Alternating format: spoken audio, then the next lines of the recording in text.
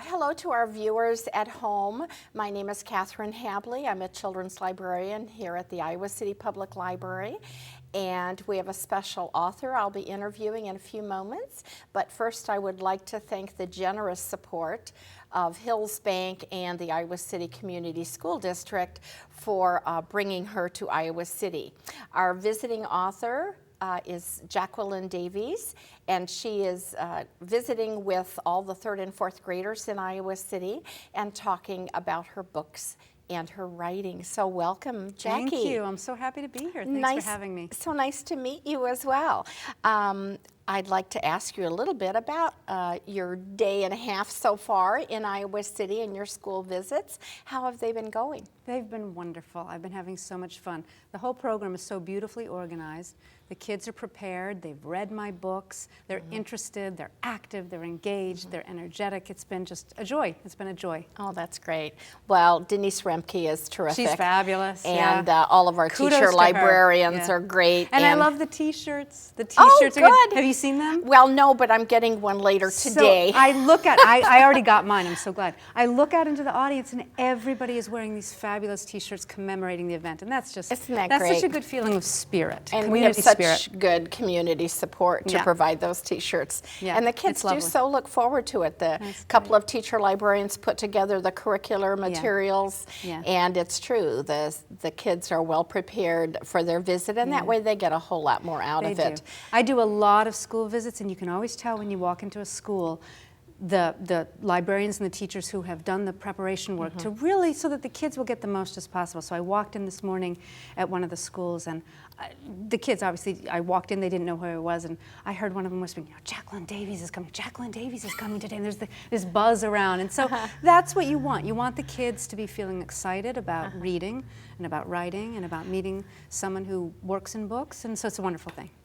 And we have a great library here, as well as the media centers at the schools, and good local bookstore as well. And we're a city of literature, so it's a literary community. I can tell. The first thing I did when I got to town was, I'm staying very close here. I came to the library. I always do that. The first thing I do when I come to a new city is I go to the library because I just want to look around. And then I went to Prairie Lights, which is a lovely bookstore. It's great. Just nice to kind of get that feeling of the literary side of the town. So did you make your way to the children's room? Yes. Isn't it great? It's fabulous. We've been remodeling, and it's not quite done, but we are so excited about it. And viewers, if you have not seen our beautiful new children's room with its renovations, you must come downtown and check it out. It's great. Fantastic. It's wonderful. And I got to tell you, I came in on a Sunday midday. I got in around 1 or 2 o'clock in the afternoon. So I came over to the library Sunday afternoon.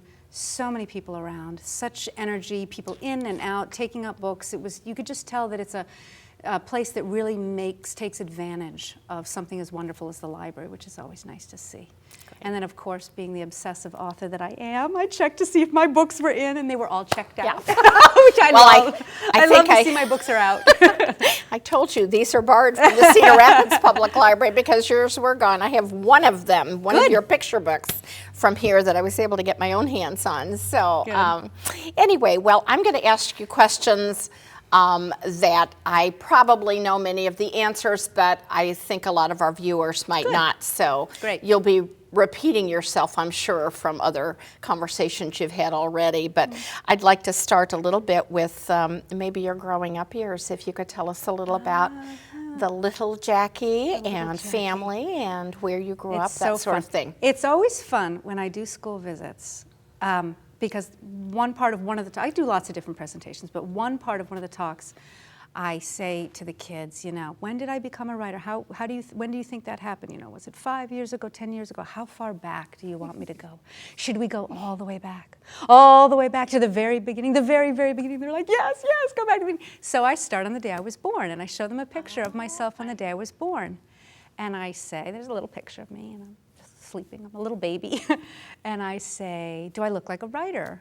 And they say, no. And I said, that's right. I wasn't born a writer. I was born a baby, just like you were born a baby. And nobody is born what it is they become. So then I take them through the journey of becoming a writer. For me, I think writing started for me before I knew my alphabet, when I was about 4 or 5 years old, and the activity that we had to keep ourselves busy. The kids in the neighborhood, my sisters, my brother, was making things up. We used to make things up. I tell the kids, I say, there was no internet. There were no personal computers. There was no YouTube. And they're like, no YouTube, oh no. But we used to make up characters and situations and act them out. And we would always have to come up with new scenarios or else it would get boring.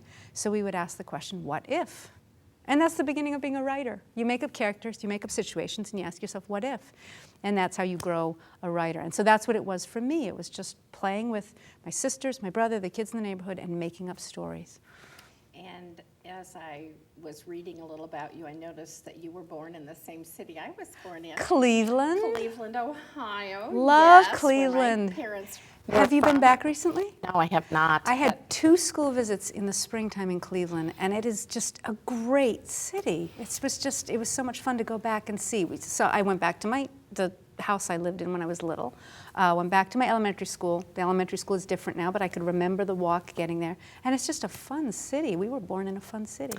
And the art museum. Fabulous. Fabulous things Botanical about gardens. There's so much to do rock and roll, yeah. Hall of Fame. I haven't been there. I'll have to go back and see that. Eventually, I'll get back. I didn't live there very long before we moved to Chicago and then Kansas City. Neither did I. I was born in Cleveland, and very quickly, when I was still too young to remember, we moved coast to coast. We moved to Portland, Oregon, and then we moved to Hingham, Massachusetts, but then back to Cleveland. So I was there from the time I was about 2 till I was about 6.5, almost 7. Mm-hmm. So there's still part of me that very much feels like that's home. That's kind of like home base. And then we jumped to Southern California for a few years, and then I moved to the East Coast and have been there for most of my growing up, and now I'm back on the East Coast. What about your education? Could you tell us a little about that? Sure. Specifically in terms of writing? No, I was thinking of high school, college, graduate school, special workshops, whatever. I went to the public high school in my town, and it was and still is a very good public high school in Wellesley, Massachusetts. And then when I went to college, I went to Brown University, which is in Rhode Island. Providence, Rhode Island. And I did technically I majored in creative writing. And I took lots of great classes and had lots of great teachers, but I'm not sure that I would say that's where I learned to be a writer. Mm-hmm. I think back to the things that we focused on in college, and I'm not so sure that it's exactly what I needed to learn it all over again. Maybe that's it. I just needed to learn it all over again. When I decided at the age of about 30 to focus on children's writing, there was an enormous amount of craft I needed to learn. And I was very lucky that I found a writers group of other people who were a little bit farther ahead than I was. And they helped teach me, and I went to conferences, and I took classes, and I practiced like anything else. You work at it, and the more you do it, the better you get. So, I did major in creative writing, but I think I really learned how to be a writer later in life. But obviously the seed was planted that you liked to write. Oh, yeah, I loved to write. Were you a journaler all through school as well? I did do some journaling. When I graduated from college, I went and lived abroad for a few years. I went and moved to Greece, and then I lived in Paris for a while, and there was this feeling at the end of college of wanting to get rid of everything, and I got rid of all my journals and diaries. And what wouldn't I give to have those? I remember them. I remember each book. I was just like, new beginning, new start to my life. I'm going to a foreign country. Who needs all this leftover stuff from my childhood? And boy, am I sorry about that. I bet. Thank goodness my mother saved things I wrote, stories I wrote, and I showed them to the kids. I still have little books that I wrote when I was in first grade, second grade, third grade, all the way up through. But the journals that were in my safekeeping, I got rid of them. So that was those locked diaries. We didn't want our brothers to read. Patent leather covers. Oh, they were fabulous. I loved them. Well, it sounds like you've traveled a lot then. What did you do when you were abroad? What kinds of things? Truthfully, the reason I went abroad was because at the end of college, I had no idea what I wanted to do with the rest of my life. I was really at sea. I was baffled. I didn't know what I wanted to do. And so I went, and I thought, well, I'd never been out of the country. We did not travel a lot as a family. We didn't have the money to do it, and it wasn't in my parents' background, so it just wasn't something that they really thought about. Mm-hmm. So I had never been out of the country before. And in my blissful ignorance, I thought, well, Greece is as good as any place. I mean, how different can it really be? And so off I went, knowing nothing. And I moved to Greece. I lived in Athens. And I was able to find some work there at the national headquarters of the YWCA. So a wonderful group of women who were very interested in helping girls and women in the country kind of better their, give them education and economic opportunities. So they were kind enough to say, sure, come along. You can be part of our mission. And I lived there for a couple of years. And when I decided it was time to move on, I wasn't quite ready to come back home. And so that's why I said, well, I'll just go to Paris kind of on my way home. And then I stayed there for about a year because it's wonderful there. It was a wonderful, wonderful place. My son just got back from Paris. I've yet to go. Oh, you must go. It's he really raved about it. Yeah. Although, I'll be honest, I haven't been back in quite a while. But then while I was in Europe, I did manage to do some traveling around. Again, it was on a shoestring budget when I think about it. But I made it to Italy, I made it to Turkey, I made it to Spain and Brittany. And so I did manage to do a little bit of traveling when I was over there. Okay. So your home is in Needham, yes, Massachusetts, which is about 12 miles outside of Boston. So very Metro West. It's a small town. It's got about 28,000 people in it, but you can get into the city if there's no traffic. Yeah. You can, on a Sunday morning at 6 a.m., you can get into the city in about 15 minutes, which is great. You're near a great city. I love it Boston. It is terrific.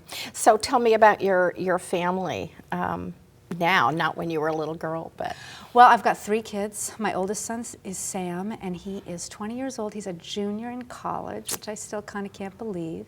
And then my next oldest son is 18. He's a senior in high school, and my daughter is 15. She just started high school. My baby has started high school. And my baby, I was saying to the kids at the last school, my baby's about 7 inches taller than I am, so all of my kids tower over me. So that's my family. And my dog Harley. Okay. Well, let's talk a little bit about maybe your style of writing. Do you write every day? Do you have a special place in your house that you write? Just some little details. Sure. Do you get up in the morning and write? Do you write at midnight? Yeah. Or do you just write whenever you feel like it? Whenever brilliance strikes. So you're asking about process, the process of writing, which is a very complex and fraught subject for writers. I used to believe very much in process. There's a truism among writers of know your process and honor it. Honor your process. And I used to believe that very deeply. I was like, know what works for you and honor that and go with it. And I've changed. I actually now think process is something that's more in our head, that in fact the more we allow ourselves to believe that we can write in lots of different ways and with lots of different routines and with lots of different constraints on us, first of all, it's easier to be able to write, but I also think it frees up your writing. So I used to believe I was a person who had to write first thing in the morning, had to wake up and get right to it, and by 2 in the afternoon I was done. I certainly couldn't write later than 2 in the afternoon. That was my process, and I needed to honor it. But as I've gotten older and life has gotten crazier, I've come to realize I can stretch that in all kinds of ways. I don't need to just be in a certain room. I used to have to be in a certain room with my certain computer, and now I've come to realize that I can write in lots of different rooms in lots of different ways. I can do it early, I can do it late, and that has really freed me up in a lot of ways to write differently. So I know that there are some writers. I was just at a festival, and Kate DiCamillo was there, and she was saying she writes her 2 pages every day. Every single day she writes 2 pages. And there's something beautiful about that. There's something that feels like, 2 pages a day without interruption, without, never more, never less. There's something that feels very controlled about that and satisfying. But you have to do what But I works for you. don't do that. I don't do that.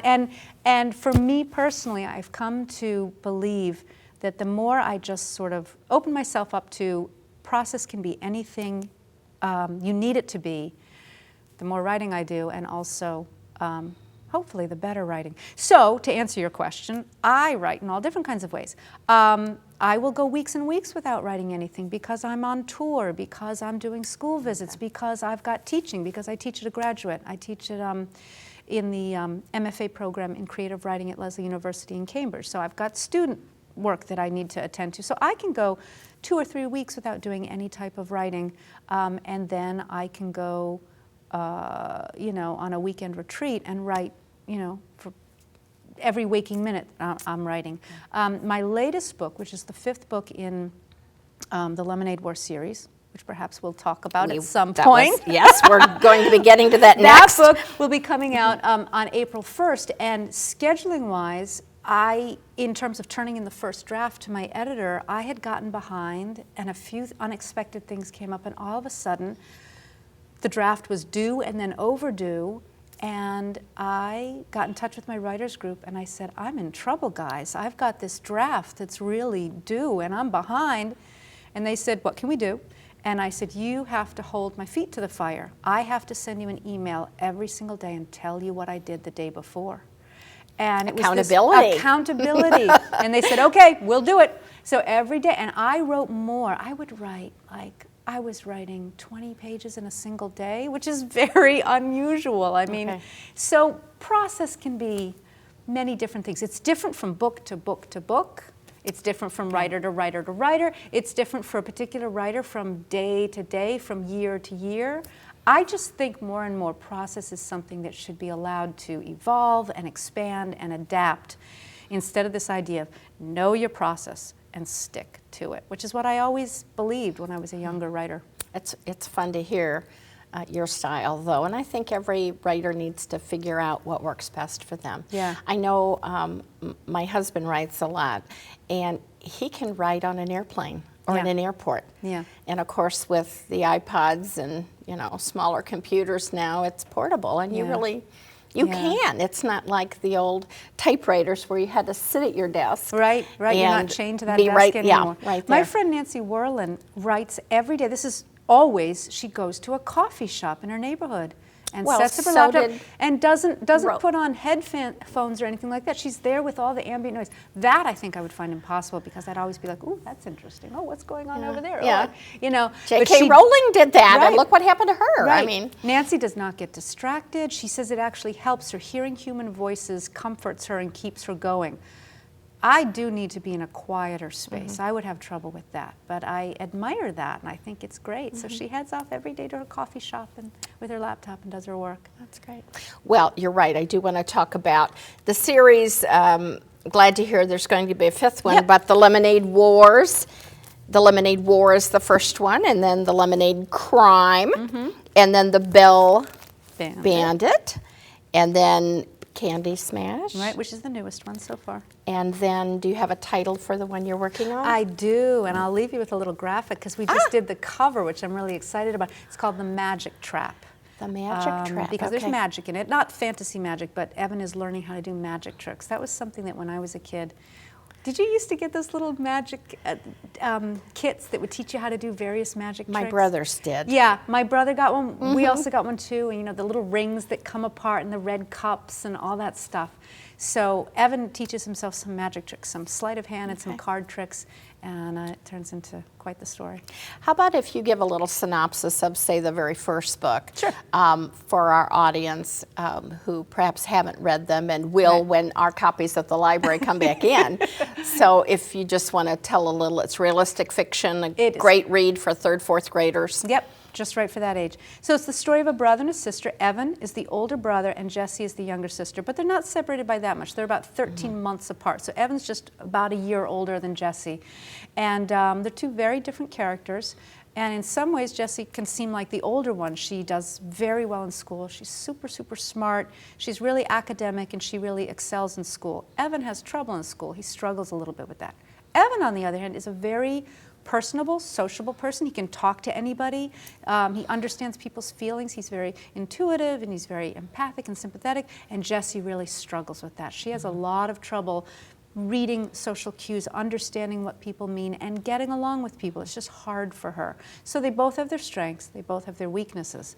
What happens is they get into an argument about who can sell the most lemonade in the 5 days before school starts. It's the end of summer, it's hot, there's a heat wave going on.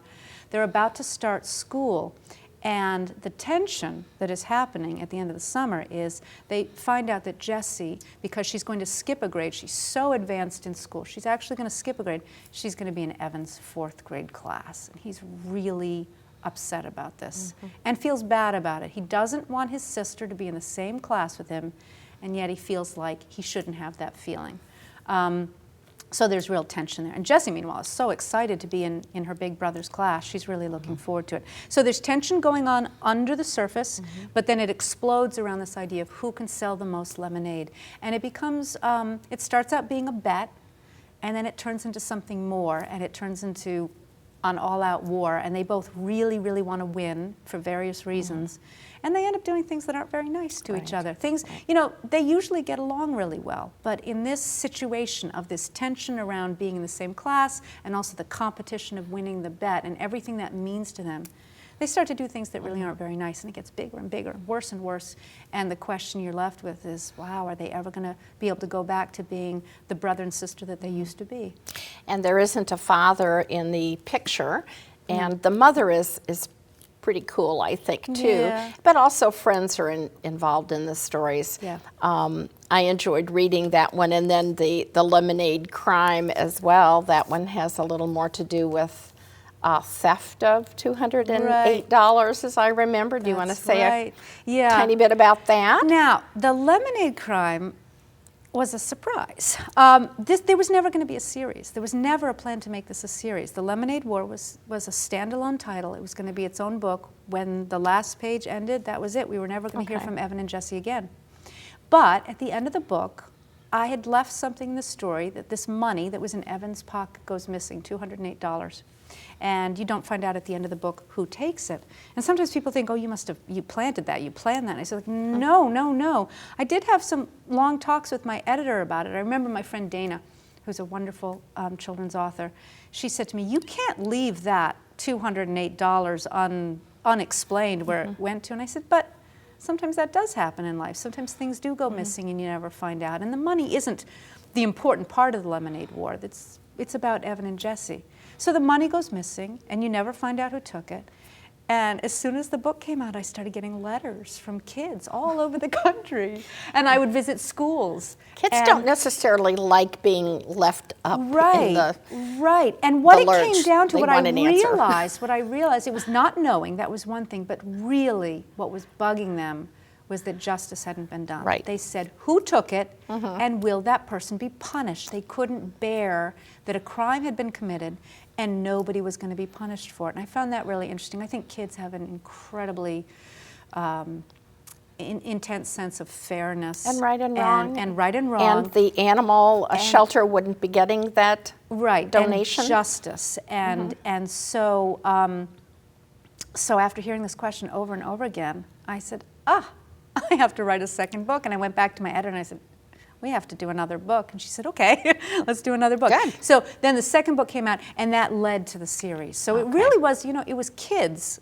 who made this series. Otherwise, it would have just been the one book by itself, which would have been nice. But it was really kids who brought the series to life. And I like the fact that in the Bell Bandit, you're hinting at Alzheimer's disease with the grandmother, and I think you did it so gently. I really appreciated that. Good, I'm glad. Because many of us have faced that issue in our own families, and I think it's good that children maybe understand a little about a grandparent being forgetful. Yeah, it's something that I think is becoming more and more prevalent. And the thing about The Bell Bandit is that it's a book about change. The scene starts, we start with Jessie and Evan and their mom in the car driving up to visit the grandmother. And what Jessie is really unhappy about is that things are changing. Evan's getting older. He's sitting in the front seat. He's never sat in the front seat before. Now she's all alone in the back seat and he's in the front seat. And they're not taking their usual route and they're not making the usual stop. Jessie likes things to stay the same. Well, what is a greater example of change than an aging grandparent? She's changing in ways. She's not going to go back to the way she was. That's what Jessie keeps hoping, that Grandma's going to go back to being the way she was. Well, she's not.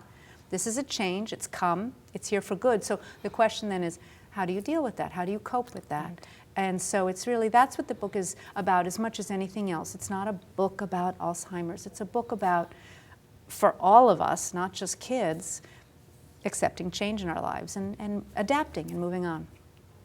Great.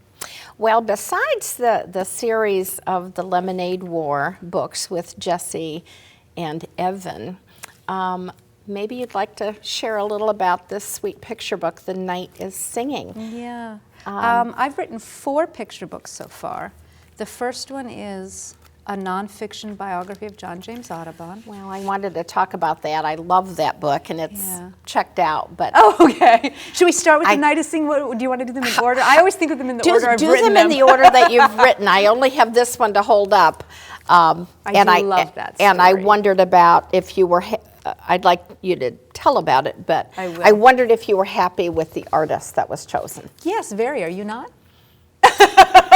I actually would have rather seen somebody else. Oh, and I okay. don't know this artist, but I kept thinking I loved the text, but I wasn't so fond of the artist. Love the pictures. I do love the pictures, and I'm very lucky in that I've got 4 picture books. I've got 4 picture books, and I have loved the artwork for each one of them, which is really a big deal because I have friends who have written picture books, and they've been very unhappy. Okay.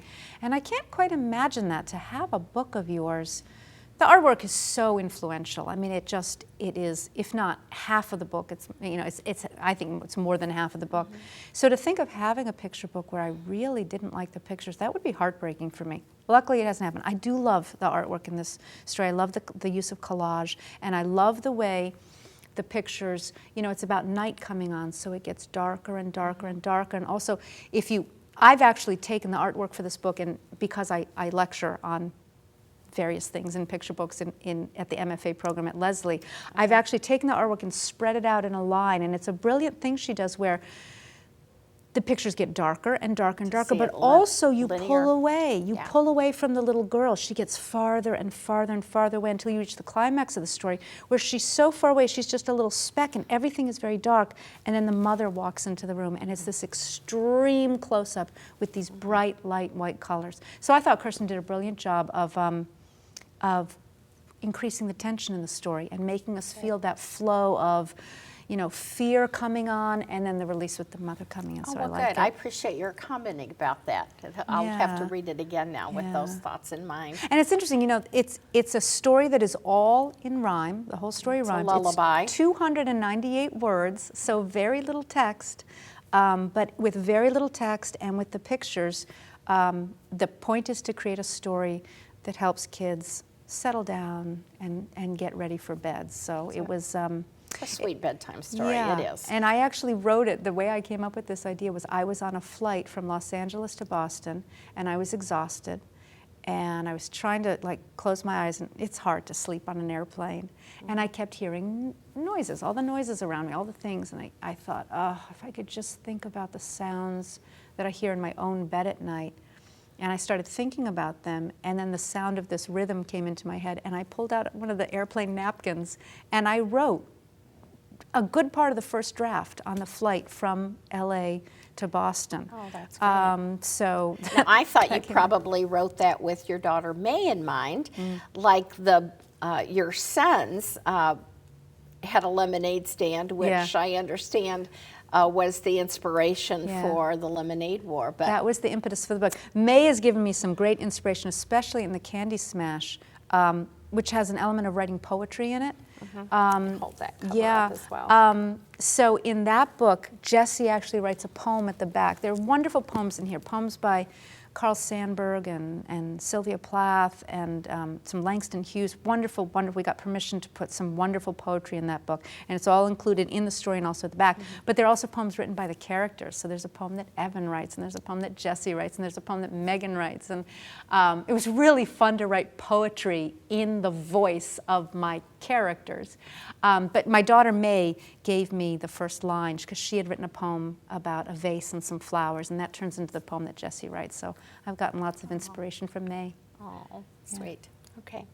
The next picture book you wrote then, after The Night is Singing? Well, The Night is Singing was my second picture book. The first one was the Audubon one. Oh, let's go back to The that Boy one Who a Do little Birds. bit. Yeah, The Boy Who Do Birds. Special book, great reviews. And isn't the artwork just gorgeous? So many of your books have been well reviewed, but that one I adore the artist. Yeah, I adore Melissa Sweet's artwork, and it was a breakthrough book for her. She'd been working in a very different style, and she was actually overwhelmed by.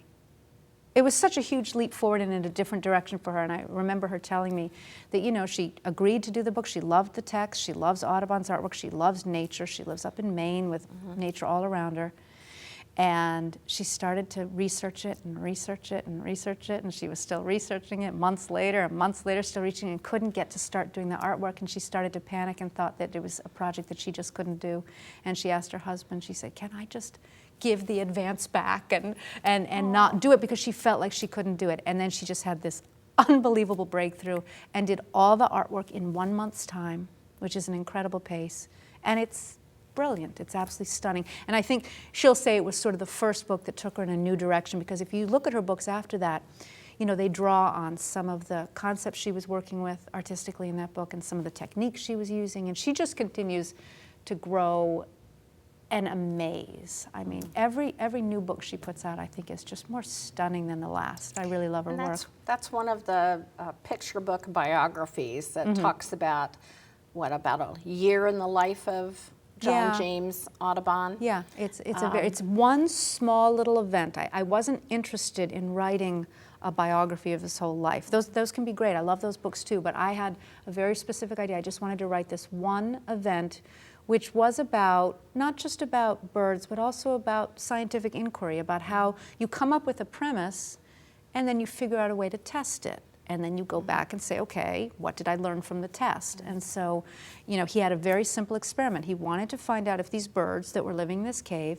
if they would return, because birds disappeared in the wintertime. Nobody knew where they went. The scientists at the time thought that they hibernated. They thought that they turned into other birds. Some of them thought that they flew to the moon and then came back in the springtime. Yeah, they had no idea where the birds went. And so he wanted to know, would the same birds come back? So he just tied a little silver thread around their legs, and sure enough, in the springtime, there were these little silver threads on the birds that returned. So an important discovery that he made. Banding birds. It was the first banding of birds in this country, yeah. So interesting. You learned something reading that book as well. Yeah. Your other picture books? Yeah, I have a couple of other picture books. I have The House Takes a Vacation, which is a silly, pun-filled fantasy story about a house that decides to go on vacation. That is a fun read-aloud book because all the different parts of the house, the front door, the sun porch, the bedroom windows, the roof, the chimney, they all have different personalities. So I had to stop and think about, okay, what would a roof be like? What kind of personality would a roof have? Well, it just lies around in the sun all day, right? So I decided it was going to be like this slacker surfer dude. So it talks in that sort of a voice. And the front door, I thought, well, the front door's a leader. He always wants to be in charge. He always wants to be at the front. So I created the character that way. And so it was a really fun, it was fun to play with the personification and make inanimate objects come to life and create very distinct voices for each of the characters. And it's just a silly, funny story. And then the illustrations for that are just laugh out loud. I mean, the illustrator, Lee White, really added a lot to the story by putting sly little jokes in the illustrations. And the kids have a great time with that book. Well, and the best picture book, I think, is when the artwork really extends the story. Absolutely. So that's what you hope for with your illustrators, that they'll go beyond and add something that wasn't there. And then your other one, Tricking the Tallyman. Tricking the Tallyman. Which is also historical fiction.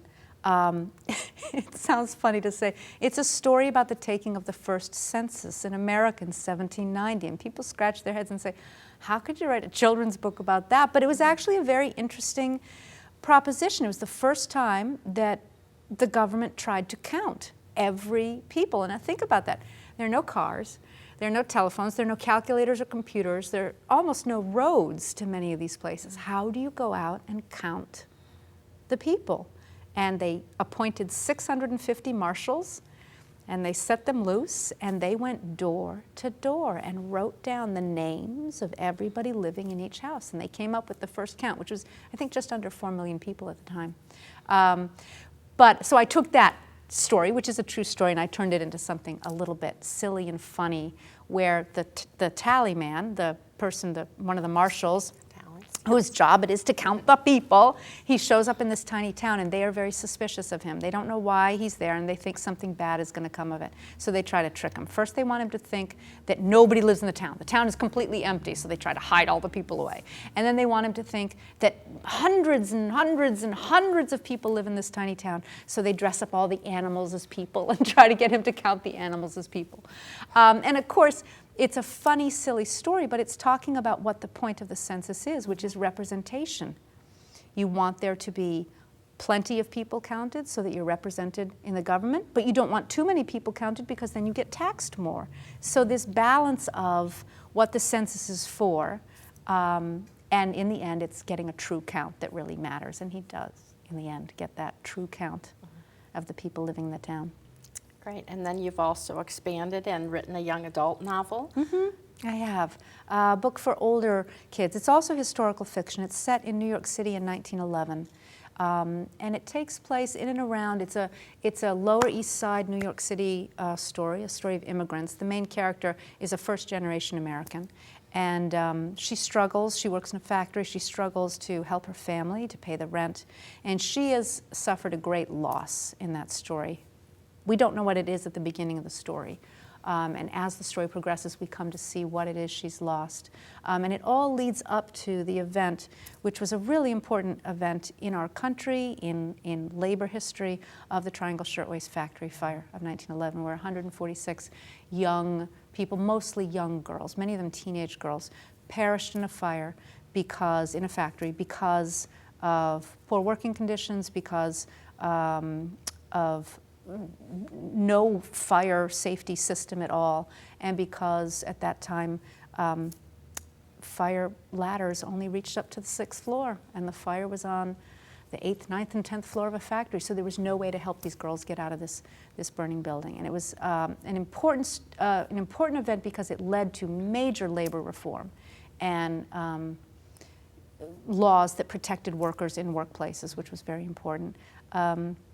But these sort of tragedies are still going on today. It's just as relevant a story today as ever. We still hear about people in factories who perish in sad ways because nobody's taking enough care to make sure that they're safe.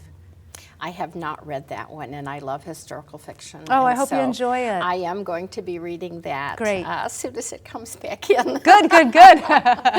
I'd also like to just ask you a little bit personally, what kind of hobbies do you have when you were not raising 3 children and traveling and doing I have no life. I have absolutely no life at all. What do you do for fun? I used to. Well, here's the wonderful thing. I think writing is really fun. I think my kids are really fun. Pretty much everything in my life I think is fun except for housework, and that just doesn't get done.